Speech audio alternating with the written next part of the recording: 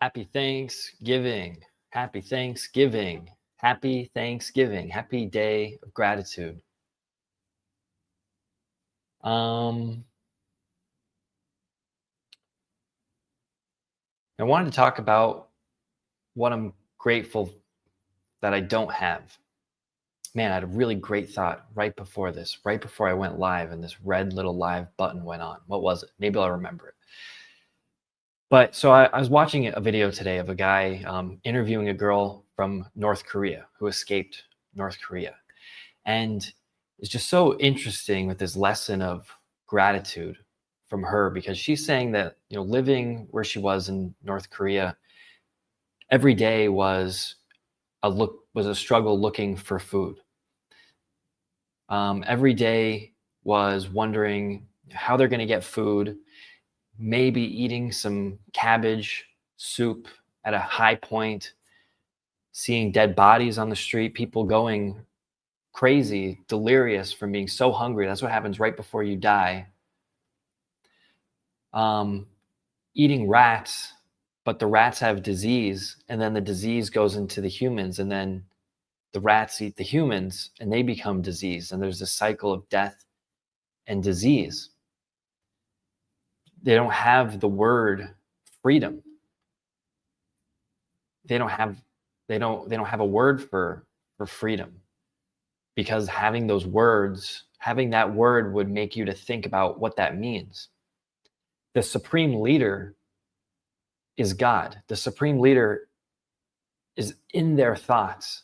They believe that the supreme Kim Jong-il, who was there at the time that this girl was there, could read her thoughts. She was afraid to think, because if she would think, then he would know her thoughts and she could be in trouble. She was afraid to talk. Her mother told her, don't speak loudly, don't speak anything other than over a whisper, because you can't trust anybody. They asked her, who can you trust? Can you trust your brother? No. Could you trust your mother? No. You can't trust anyone. I couldn't even trust myself, because he was listening to me. And you're required to report on other people doing things wrong. Regularly, as a kid, you're required to say, this person wasn't working hard enough, this person did this.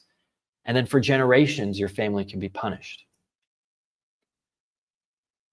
She talks about coming to the US and then going to soup kitchens and seeing the wonderfulness, the abundance of the soup kitchen, of feeding homeless people, and then people refusing food. She was giving out hot dogs, and they're like, somebody said, I don't want that hot dog.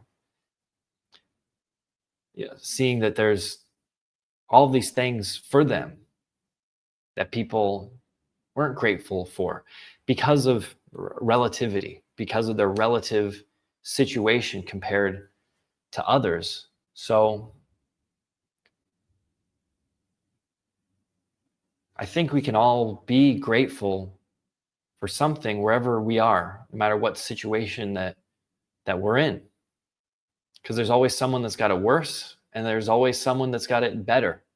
And the people that seemingly have it better, maybe they don't have it worse. Just because somebody has money doesn't mean they have it better. Maybe they struggle with self-love and they have just horrible circumstances around them. Maybe there's people that are poor that have no money and they love their lives. So it's not about money, and it's about, I think it's just a mindset of what you have, of the ability to focus on the positive, ability to focus on what you do have, your ability to frame your situation in a way that's positive. That might be the key to life. That might be the whole key to happiness and progress, is can you take, in whatever situation that you have, frame it for the positive, frame it for something where you can progress, or you can at least stand and deal with, and just know that it's there to push you somewhere, to help you in some way. Like I'm grateful for all the things that have stopped me, the things that have been taken away from me. I'm grateful to be struggling in a business, to not have funds to fund my business. I'm very grateful that I could always go home to my family. I could always count on my parents, but I'm grateful to live under constraint. I'm grateful that I can choose, to deal with what I have. If I don't have money, that I don't ask for it, that I figure out the situation, that I eat eggs for a week. Because under constraint comes a beautiful innovation. Under the constraint of not having funding, I think, what do I have? What are some ways that I can use what I have? How can I send this outreach differently? How can I do this in a new way? I can't do it the old way, so how can I improve the way that I have now? Having a business and partners quitting on me. Well, my life's not over. Now, what's the next thing? What does that free me up to do? Now I'm freed up to go to the next chapter in my life, and it looks differently. I see every situation that happens to me. Everything that's happening is happening for me. There's a way that it can pushing me into the direction that I need to go. Not that I want to go, but that I need to go. And why do I need to go there? Is it because God is telling me? No, nobody's telling me. It's because I have to do that. I have to accept. I have to accept what I'm given. What's the alternative? Misery, death. You might as well not live if you don't accept what you have and work with it. There's no other option. It does not mean that things are happy and positive all the time. Thinking positively, accepting what you have, believing the universe and God has your back does not mean that things are happy and good all the time. But it does mean that you can have a frame of life, a frame of reference where you can move forward, where you can be self-sufficient and self-loving and self-trusting. And you don't have to rely on anyone else to give you anything. You don't have to rely on God giving you anything.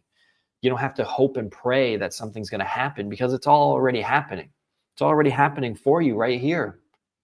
And if you just accept that what you have is the right thing, you're in the right place, and that if you just move, and if you're open to the possibilities, if you're open to the positivity, if you're open to seeing how you can move through this, if you can look back in hindsight and see, how is this bringing me to the place that I want to go, that I'm meant to be?